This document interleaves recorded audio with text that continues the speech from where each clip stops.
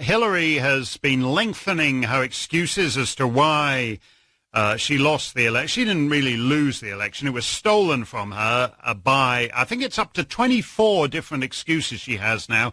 Number 24 is content farms in Macedonia. And as I said, my grandfather was a Macedonian content farmer, and we often think about, gathering on the porch and recalling the old days on the Macedonian. He never thought that the old content farmers he left behind in Macedonia would one day steal the U.S. presidential election. They are gnarled, hard-working Macedonian peasants, and the way they were able to reach out and steal the lockdown and spike in coronavirus infections and deaths continues to plague Macedonia. Government officials at the local and national level flee Skopje for the mountains and resorts around Macedonia, while those who could not leave the city are left to suffer on their own, some without water apparently.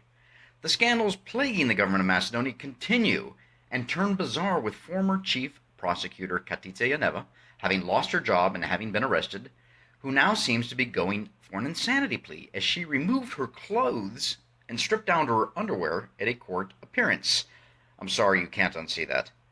The American protests over the killing of George Floyd in the U.S. state of Minnesota continue around the United States and spread overseas.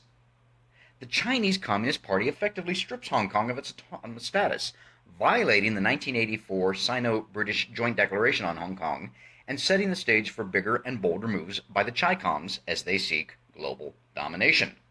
The world is burning, in some cases, literally. We'll discuss all of this and more on this episode of the Macedonian Content Farmers Podcast. I'm Jason Miko, coming to you from the foot of the burning and on fire Catalina Mountains in Oro Valley, Arizona. And this is Cvetin calling in from the lockdown Skopje, Macedonia. Is it dangerous there? No, it's not for me where I'm sitting, but we had a lightning strike Friday night. A small storm came through, set the mountains where I have done a lot of hiking over the past couple months on fire, and as of this morning, it is about 1,000 acres, 400 hectares, and 0% contained. Yesterday, I was watching them, the Forest Service and other services drop fire retardant and water on the fire. There's homes near there, and it's coming down the mountains.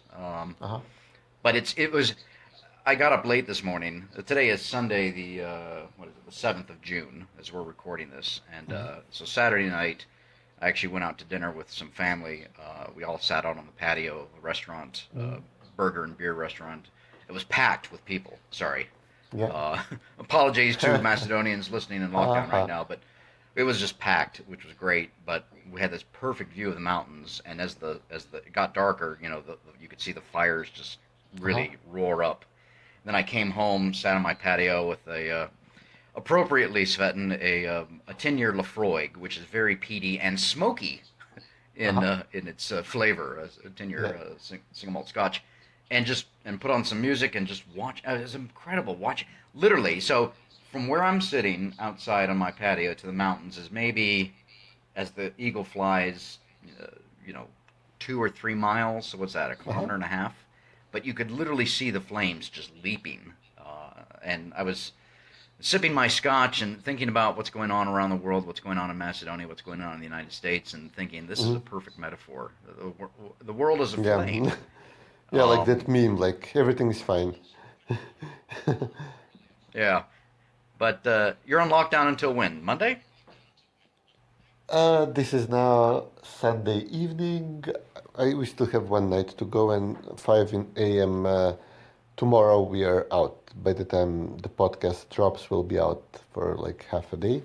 But it's been long. Right. This is since Thursday evening until Monday morning. So it's more than 80 hours. It's 3.5 days of lockdown after all the restrictions were lifted, after all the evening curfews were lifted, after restaurants were supposed to start opening up, and then obviously as soon as these orders were made, we had the full blast of the Ramadan spike, the huge spike in cases caused by the month of Ramadan, and practically like 10 days after 2 weeks after the restrictions were lifted in full, we are back in restriction mode.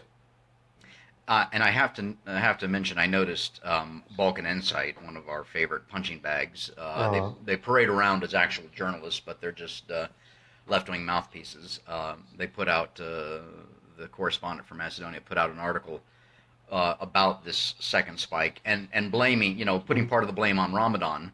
But then he also said the spike is due not just to Ramadan, but also to Easter.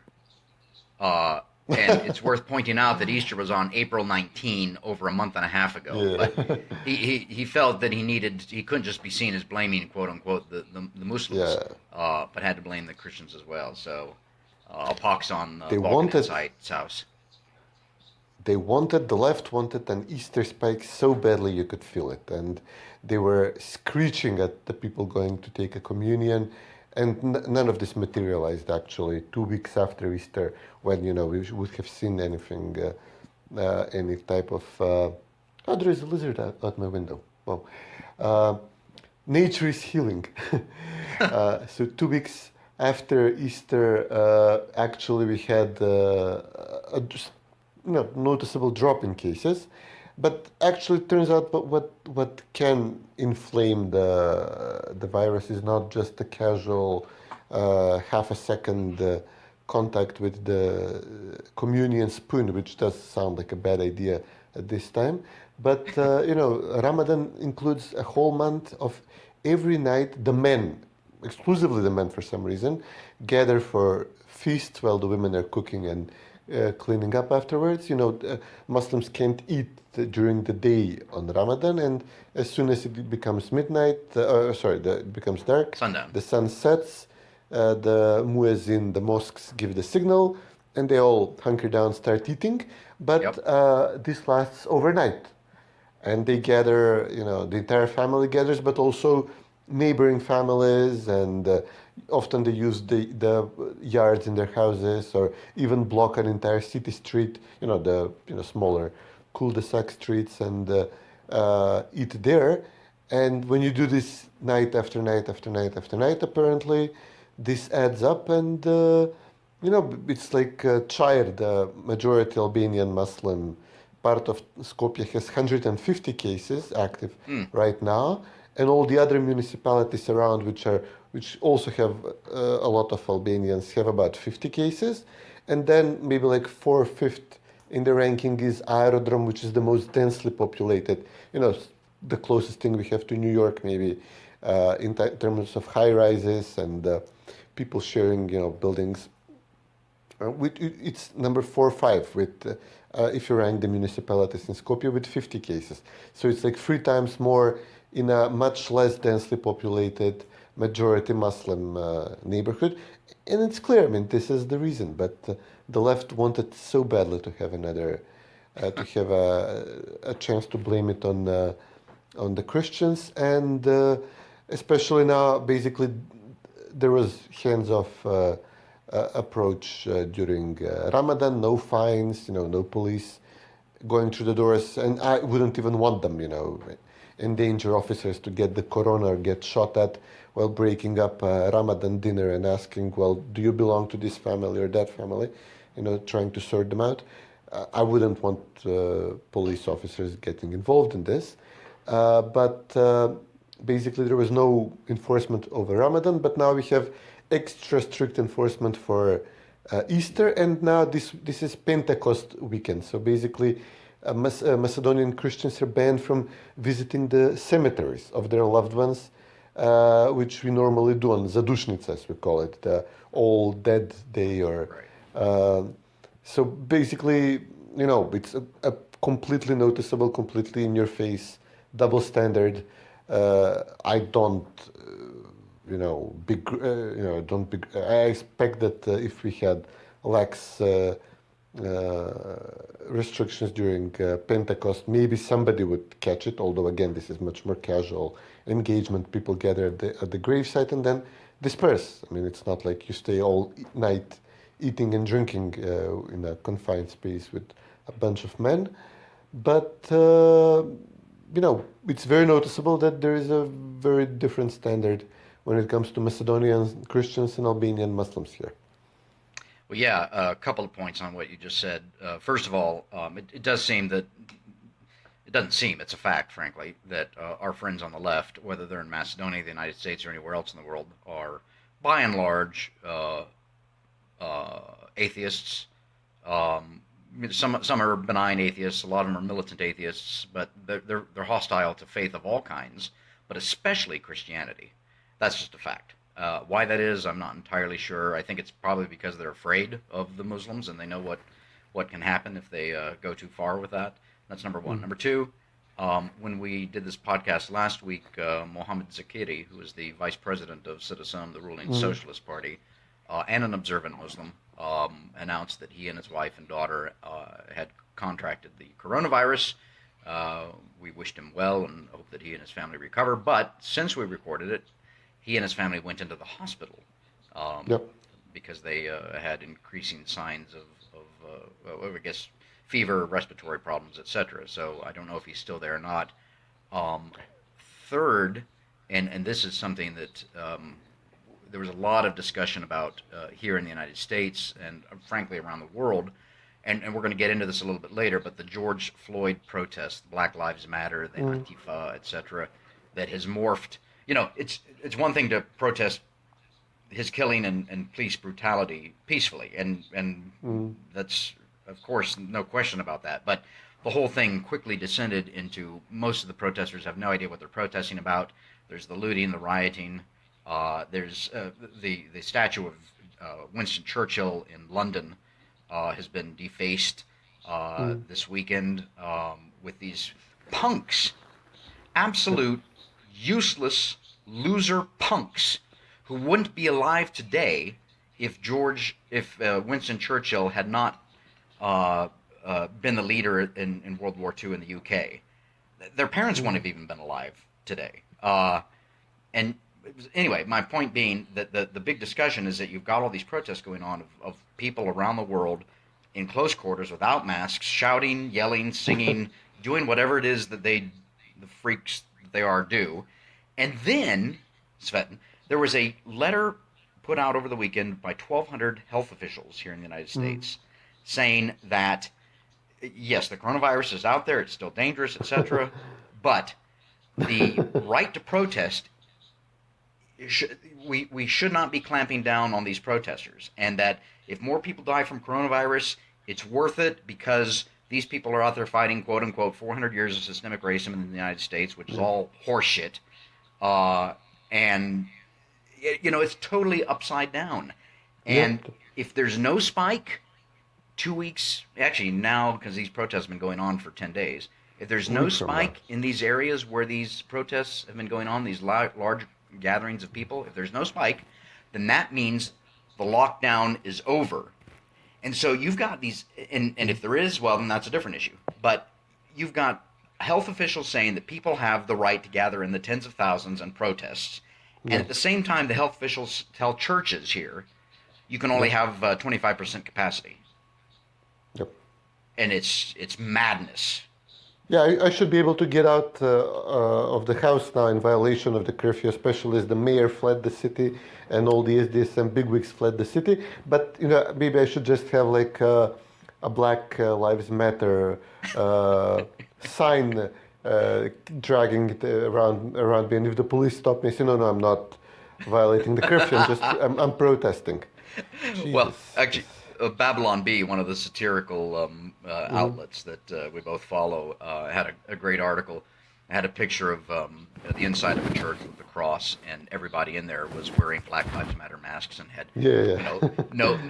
Antifa spray painted around on the wall, and it said churchgoers cleverly disguise themselves as protesters in order to have church service. So it's a complete global colored revolution, and a power grab, and it started with Greta. Suddenly nobody talks about Greta. Global warming that was supposed to kill us like in a very short order 12 is years. no longer a thing. Yeah, now the corona 10 years. was going to kill us in like a even shorter time frame. Trust the experts, borrow money, listen to us, nothing. And now all of a sudden everything is, both these existential crises are ignored in favor of this third latest existential crisis. There is some cross mutation. I mean, on one hand, obviously, you understand me. It's a great Schadenfreude moment. We had British diplomats here supporting the colored revolution protests in 2015, and I was just before recording. We're looking at you, Charles. Yeah, I was just tweeting at him like I saw that. the picture of the monument, and also with the U.S. Which monument? Well, Lincoln. I mean, it was the Lincoln. It was the Lincoln statue in London that they targeted. We're looking at you, Katie. Yeah. So clueless, such morons. But on one hand, enormous Schadenfreude point for me. Given that London and DC were the epicenters, I'm actually sorry they didn't burn a significant chunk of DC yesterday. I was really looking forward to that this morning. Instead, I woke up to see that mayor of Minneapolis. That was the first thing I saw. That was, in the Game of Thrones episode. But there is some cross-pollination here. Back in Macedonia, there is some girl on Albanian Twitter, Macedonian Albanian, who got like 600 likes on a comment that, how dare these Macedonians put up Black Lives Matter signs, while at the same time blaming Albanians for the coronavirus, for the Ramadan spike. Okay. And, so basically they are the pampered children of the Ottoman Empire, the loyal soldiers of the Ottoman Empire for 5 centuries, and now the pampered, loyal, they self-declared, we are the most loyal soldiers and regional factor of the American Empire. They cry, bully us. The cry bully is a perfect description of Albanian politics now. How dare you, the girl was practically portraying Albanians as oppressed blacks in Macedonia, and it's like, get lost, get the F out of here. Sadly, it still has currency with some on the Macedonian left. They practically did to a professor here what they did to the mayor in Minneapolis, Katica Tulavkova. She's a Macedonian language, linguistics professor, who was a colored revolutionary supporter, but then turned into this most milquetoast opponent of the imposed name change and the imposed redefinition of, Gordana Siljanovska is much more fierce than her. She had the similar path, but actually, Katica is like several degrees weaker than Gordana in this regard. And she just posted a comment, it was like a pun, soživotot ne čini život. Soživot is like this thinking that we have a joint toleration, we have Albanians and Macedonians, we live together, like we tolerate each other, fine. I'm just getting a message that she actually deactivated her Twitter while we are recording. So she said, culture. Yeah, this shared life is costing us lives. We're dying because Albanians wouldn't respect the restrictions, and now many of them are dead, and we have officers and who have to check up on them and are exposed. We have doctors, obviously, and nurses. You were killing doctors and nurses for a while. If you're reckless in your behavior, think of the doctors and nurses. Nobody dares say this to the Albanians or, as you said, to the Black Lives Matter protesters. She said, we're losing lives because of this shared life, this soživot, and everybody unloaded on her, and she didn't. But just in private opinion, didn't mean nothing. So she started apologizing immediately, which is obviously the first mistake. And now she's hounded off Twitter because she's a Macedonian racist nationalist, apparently. Right. Well, when we see that going on here, it's the whole, and you mentioned Mayor Jacob Fry of Minneapolis, which is there. The death of George Floyd occurred there, I believe, it was in Minneapolis, Minnesota. And of course, the city of Minneapolis has been run by the Democrat Party, the left party here, since for 50 years or more. They haven't had a Republican mayor since 1957. So Democrat policies are really working real well there. But anyway, he 38 years old. He waded into a crowd of protesters yesterday, and he apologized. He kowtowed. We can talk about the Chinese later. He abased himself. He said he's going to do. He had a list of things that he was going to do to fight, quote unquote, systemic racism in the country. And then one of the organizers, who cast herself, I think, in the role of Robespierre, said, "Do you pledge to defund the police?" So they not reform the police. I'm all for looking at institutions in America or anywhere else and saying, okay, what can we do to reform? What do we need to do to reform? Etc. And she asked him, will you defund the police? And he said no. And she told him, get the F out of here. And then the crowd shouted, go home, Jacob, go home. And he walked home. Shame. So the first thing is the apology stuff. So we saw that with Drew Brees, the NFL quarterback for the Saints, I think. So he unfortunately, he stood up for the flag of the United States, and they had to apologize for standing up for the flag. And he's issued at least 2 apologies, maybe 3 apologies now. I mean, Cvetin, I pledge now to our listeners, I will never watch professional sports in America again. I never really did much, but, the Super Bowl and things like that, I never will again, because it is rife with politics and people apologizing and falling over themselves to apologize, and it does nothing. The issue of, and this goes, and, the New York Times did this, I think, last year. They called it the 1619 Project, stating they had a bunch of essays by writers, etc., claiming that the founding of America was not 1776, but 1619, when the first slaves were brought here, and that every aspect of American life is racist. And that's been their narrative, and we've seen Mayor Bill de Blasio of New York and others over the past week, 10 days since these protests erupted, talking about you keep seeing it, the 400 years, quote unquote, of racism in this country. America is not racist. Individuals, yes, can be racist. And who was it? One of the NBA coaches yesterday said that he was embarrassed as a white man. But what he forgets is the wisdom of Solzhenitsyn, that the line dividing good and evil runs not through institutions, but right straight through the middle of every single human heart. And these people on the left believe that all whites are racist, that America is racist, that all institutions in America are racist. All of this is an absolute bloody lie. And we've seen, as America exports its culture, its music, its sports, its everything else, and we've exported this to you in Macedonia, but we've also exported all this crap from the left. And I'm sick and tired of it, and there is and there will continue to be pushback, blowback from what's going on now with the left around the bloody planet. And they're going to get what, I mentioned Robespierre just a moment ago, one of the leaders of the French Revolution in 1789. And this might sound a bit twisted, but that's okay. I don't care. I love reading about his death because he was a leader of the French Revolution. Then he went sideways with some of the others in the revolution who turned against him, arrested him. Yeah. It took him 24 hours to die. He tried to commit suicide. He put a gun to the bottom of his jaw, blew off part of his jaw, but it didn't kill him. And so he languished in agony for a full 24 hours before mercifully they chopped his head off with the guillotine. And that's exactly what's going to happen to all of these people in this revolution. They have no idea what's coming for them. They will be the first ones lined up against the wall and shot through the head if they get the revolution that they truly want. End of rant.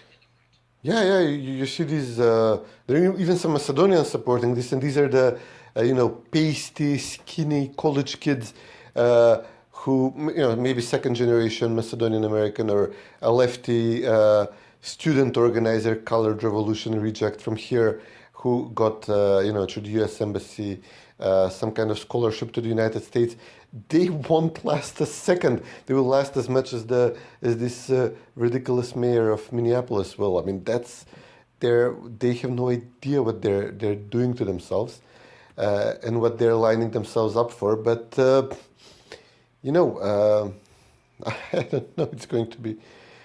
It's real. Many in Europe, you can actually hear people saying now on the right in European countries. They're saying, well, anything but this American development, anything but what's happening to the U.S., to Canada, to Sweden, to England. I mean, it's going to become a very powerful election slogan in Eastern, Central European countries, even in some Western, or definitely Spain or Portugal, countries like that, and France. I mean, it already is a big issue in France, and as you said, it's going to become a big issue in the American elections. I don't know if you need to have you already have a significant number of states and cities run by the Democrats. I mean, all the cities are run by the Democrats. Maybe one should actually dissolve the police and let's see what happens. It's going to be a good warning pour encourager les autres in the U.S. I mean, okay, this is somebody said, how are you liking your free trial period of Bernie Sanders socialism so far? And that's exactly what it is. Yeah, I think Greg Gutfeld sent around a tweet the other day saying, let's defund the police, and then when there's a murder, a burglary, a robbery, domestic abuse, whatever, then the victims can call two college graduates who have majored in queer gender studies or something to come over and diffuse the situation. I'll bet the majority of people out there protesting have never bothered to look at the Black Lives Matter website and what we believe, which is a lot of it is there racism in America? Yeah, but it's with the individuals, not with the institutions. But this is the one part of their what we believe that really we disrupt the Western prescribed nuclear family structure requirement. It's not the family. The nuclear family is not Western creation. It's human. Anyway, let's talk about elections in Macedonia, since we kind of got off track there a little bit. They're supposed to be on July 5. That's in less than a month from now. What's the government in exile outside of Skopje saying right now?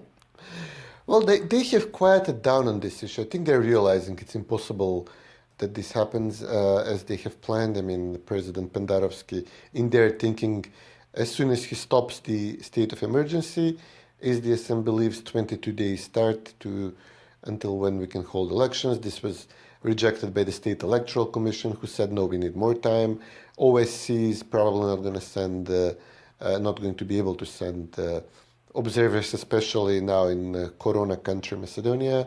VMRO has obviously said no way. Now even the European Commissioner for Enlargement, Varheli, he said, you need to allow all parties enough time to campaign and prepare. You can't just spring this up on people. And even the very left Slovenian leftist diplomat, who is the EU ambassador in Macedonia, Samuel Žbogar, echoed this position to a point. So they won't get July 5th, but they're going to push for July 12th or something. A week. That'll do a lot to tamp down the virus. 1 week. Yeah, they'll just force Pendarovsky to extend. He started with a whole month, another month, then 2 weeks, then additional 2 weeks since numbers got worse. Now they're going to just force him to extend the state of emergency by 1 week, I guess, until they fine-tune the date. SDSM believes it will be best for them to go to the elections in low turnout Corona elections. Even though, somebody counted about 80 members of SDSM in, top officials, like 2 government ministers, Mila Carovska and Damian Manchevsky, both main PR person, Marian Zabrčanec and Kosta Petrov, the tax authority chief, Lukarevska, Zekiri, we mentioned, who is a deputy party leader. They are either infected or in quarantine because they were campaigning. They were actually going to cities. Well, everybody else is staying at home. They would distribute, food and, sacks of potatoes, sacks of flour, vegetable oil to Roma families as a form of bribery before the elections. And they would meet people and distribute flyers, propaganda material, bunches of pictures of SDSM officials needlessly meeting old people in parks and giving them material. And this is not safe. And now 80 of them are in quarantine or in hospital or have the virus but are at home and have no symptoms. Zekiri is, I guess, the worst affected. So far, the entire family, his second wife and child, are in hospital with him. His second wife, meaning he divorces first, or he has two wives? Uh, well, he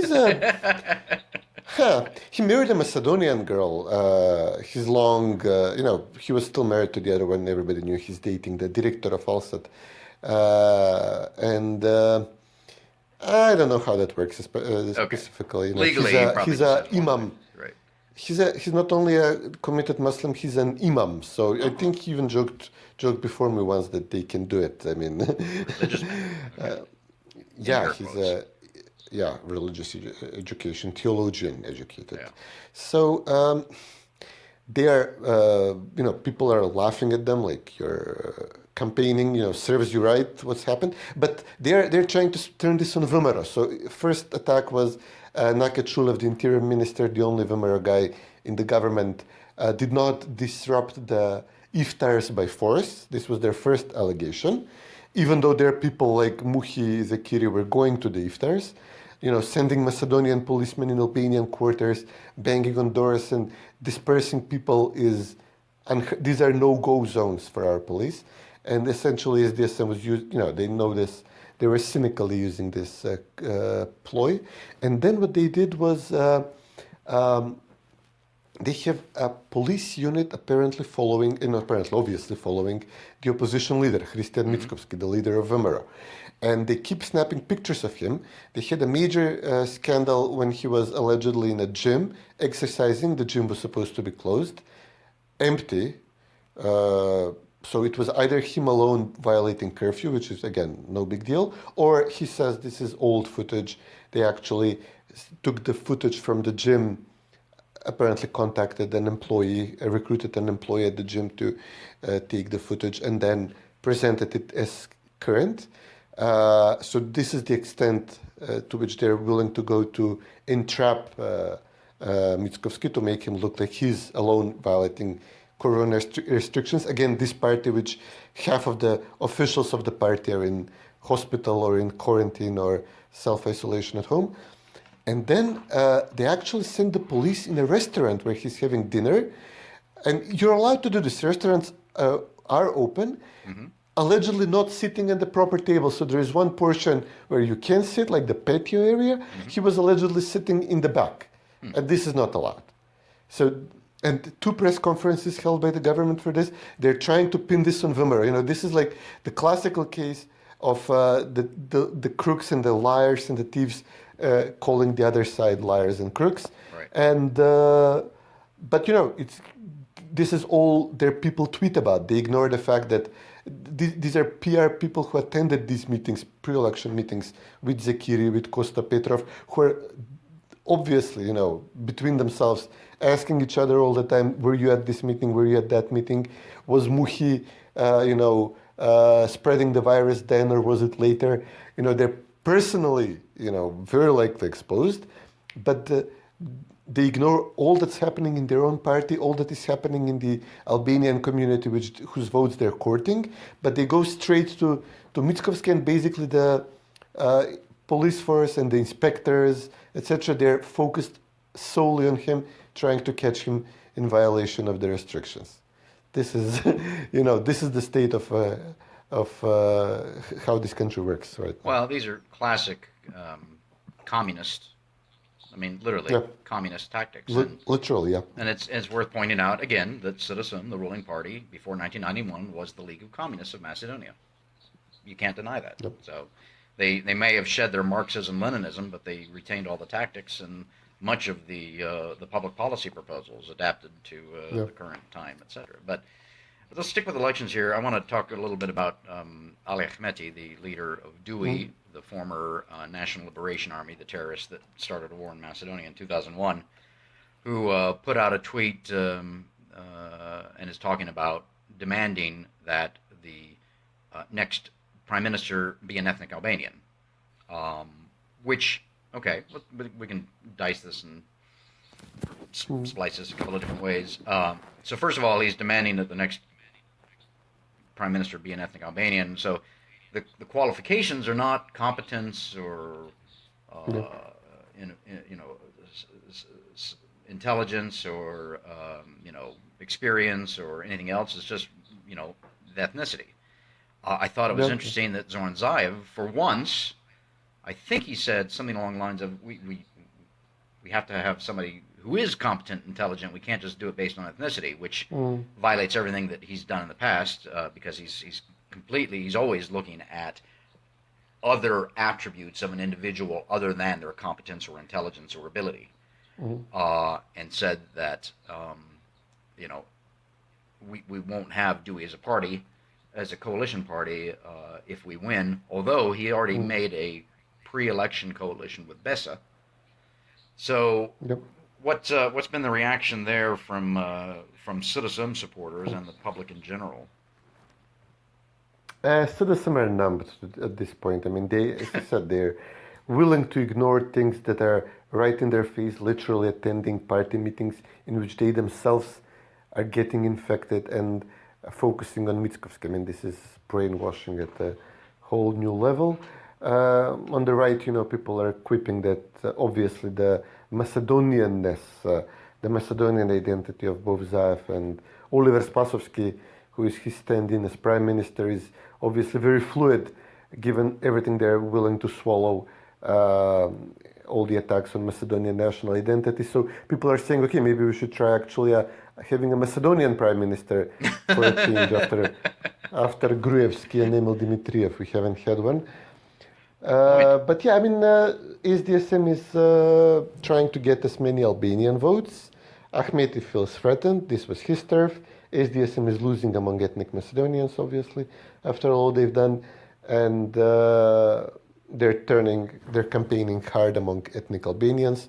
Muhammad Zakiri was supposed to be their go-to guy for Albanian voters. He's now expanding his influence. He engineered the replacement of the head of the Islamic community in Macedonia with another guy. Dewey was protecting the old guy despite all the scandals he had, because he was in open war with Muhammad Zakiri, the old main race, the main mufti. Suleiman Rezepi. So now the new guy, now we don't know where the new guy stands, but given how the previous one was a thorn in Zakiri's side, it's likely that this new one will be more SDSM aligned with the Albanian faction in SDSM. So Dewey is, I guess, feeling threatened. And now they're ramping up the nationalism to 11. And Ahmeti he cut an ad in which he says, let's unite over this proposal like we were united when we fought, like we were united behind my UCK, my war against Macedonia in 2001. So it's going to be one of those campaigns in which all the nationalism that was supposed to be expelled from Macedonia with the Prespa Treaty, we've just ramped it up. No, it was supposed to be expelled with the Ohrid Treaty, then the Prespa Treaty, then the running out of lakes to name things after. Well, it's worth remembering, So he actually said, Ahmeti actually said that in his ad, Uchika? Yeah. He cut a few ads. It's like the 18th anniversary of his party, of his transformation of the terrorist organization he led into a party. Yeah, and he's campaigning on this now.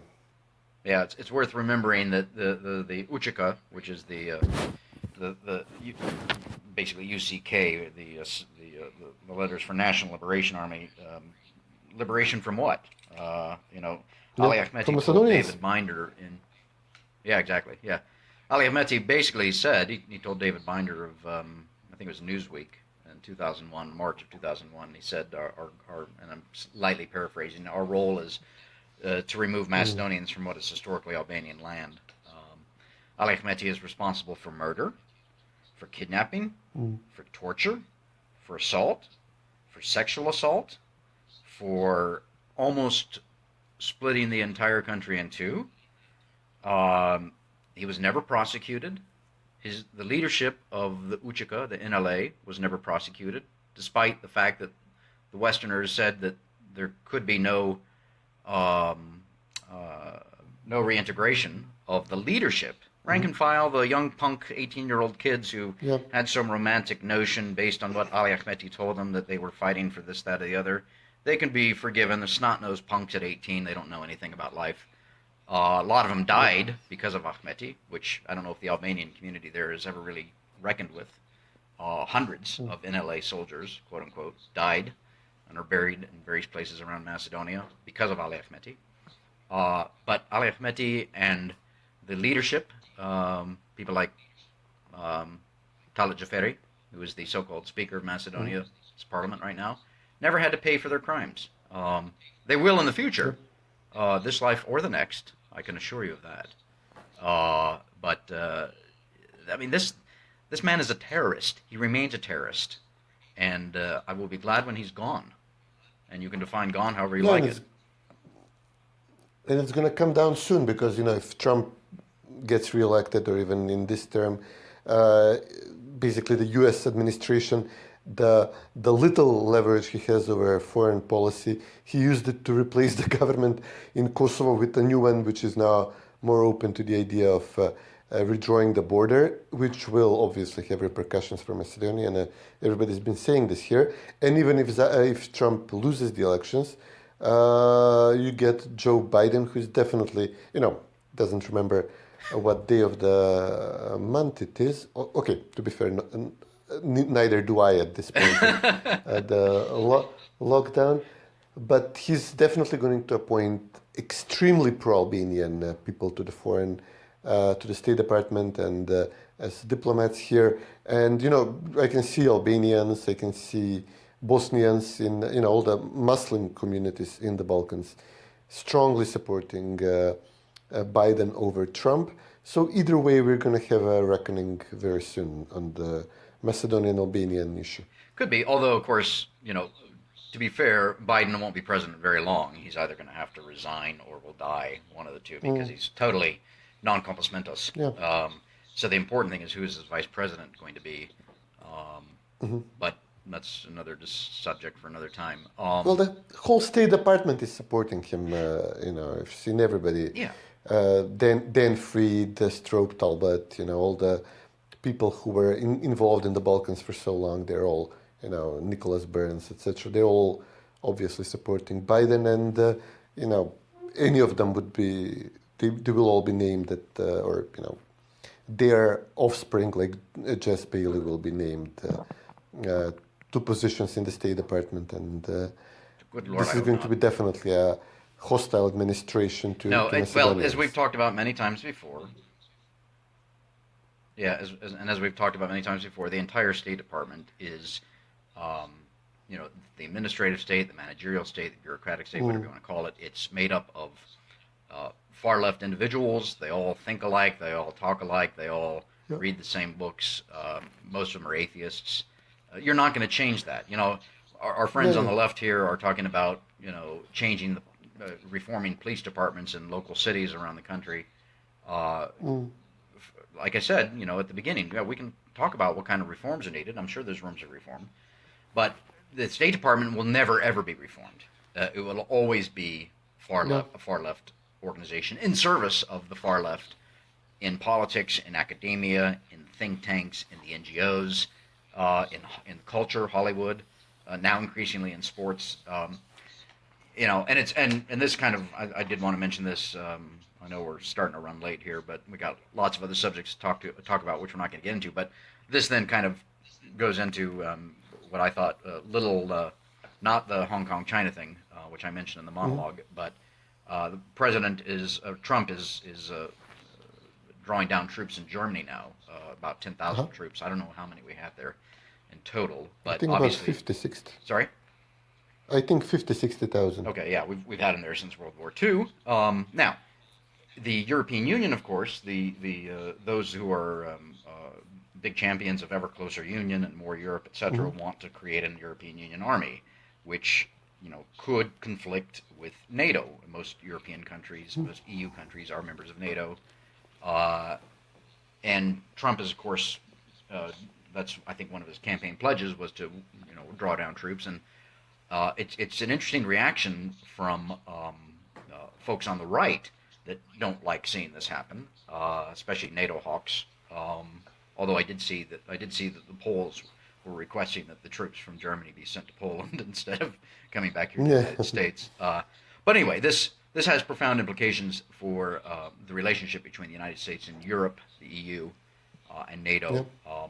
If Biden and his vice president, who will be the president, are elected, I think we'll see a different posture there.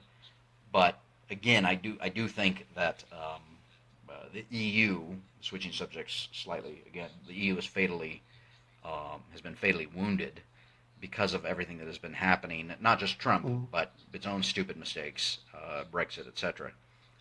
And that, of course, has implications for Macedonia and the Balkans. Yeah, I mean, we are. I mean, maybe the soldiers are not eager to to go to Philadelphia or New York either. Yeah. The way things are going, they'd be safer off in Germany. I mean, this is an artificial project by now in Macedonia, and too many interests around us and internationally have invested in destroying the country, bluntly, and it's just, frankly, it's a matter of time. I don't think this can last much longer. We definitely need for some stability. We definitely need a proper Macedonian-oriented government here, protecting Macedonian national interests. Absent that, this is going to explode. But again, I mean, in the grander scheme of things, you now have a revolution, a colored revolution in DC, a regime change operation, and not to mention, the reverberations to other conservative run Western countries like the United Kingdom. It's one small front line in a much bigger battle at this point. Right. Yeah. Well, 2 points on what you just said. Number one, as we've talked about and as I've written about many times before, national identity is a national security issue for Macedonia. You have to have a strong national identity amongst the Macedonians. Otherwise, as we've seen, as we will see, the wolves around and within Macedonia will want to literally rip it and tear it apart, which is bad news not just for Macedonia but for the region. And I don't know if the Western elites understand that or know that, or maybe they just don't care. I don't know. That's number one. Number two, you're right. The bigger picture. I know a lot of what we've been talking about here in this podcast is it's nothing but, as John Podhoretz Commentary Magazine says, crushing morosity. But if the West is going to give in to the punks and the thugs that are tearing or defacing statues of Winston Churchill and Abraham Lincoln, if the people of the West are going to give in to this small, shrill, useless loser minority, then the whole Western project, the whole thing that the past, the people that got rid of slavery, starting with the British Isles and then continuing into America, where 600,000 of our own people were killed to get rid of slavery. That whole project will go up in flames. And then, to lightly paraphrase the New Testament and Jesus' teaching, then the punks and losers will inherit the earth, except for the fact that they will then be overtaken by the Chicoms and others who will kill them. But maybe that's the direction. I don't know. So. Yeah, it's not just the punks. It's as we said, the State Department, the diplomats, the generals, the media, the prosecutors, the judges in the West, where the punks are just the visible part. Right. And they're all in this. From a position of a person who has been wronged by the U.S. and who would like to see the U.S. cut down a peg or two because of American alliances with. Not a total nuclear blast or anything. Thank you. But I have trouble deciding which side I would support if I wanted to harm the U.S. Obviously, the Antifa, the deep state side would harm the U.S. much more than Trump because, they win open borders for a few more years, destroying the economy with regulations and Green New Deals and whatnot. And, you will eroding the police and the security services, but, the The functional part is the one which is actually conspiring against the government and, shutting down the parts who are actually needed and useful in the country. If this happens, if for 4 more years after the 8 years of Obama, this is the country is finished. I mean, I don't think how if the country, yes, but what a lot of our friends in the European Union and the NATO countries don't realize is that if the U.S. is finished, so are they. Yeah. Sorry. Yeah, the west of Europe is. Yeah. The west of Europe. The West is finished. The Chicoms and yeah. the Indians, as in India, not our Indians, which is probably politically incorrect to say, but who cares? And others will inherit the earth. Anyway, we'll see. All right. Yeah. No farmers pick. We didn't even get to Katitsa's underwear this time. We're not going to name this episode Katitsa's underwear. So. Yeah. Speaking of darlings of colored revolutions who had who are now fallen on hard times. Oh, that is Robespierre and Katitsa Yanova. Oh, yeah. Okay. Well, we'll talk about that in the next episode. So anyway, I gotta go look at the fires, see how they're doing here. Yeah. Be careful out there. Oh yeah, definitely. So anyway, always good talking to you, Cvetin. Yeah, you too, buddy. Take care.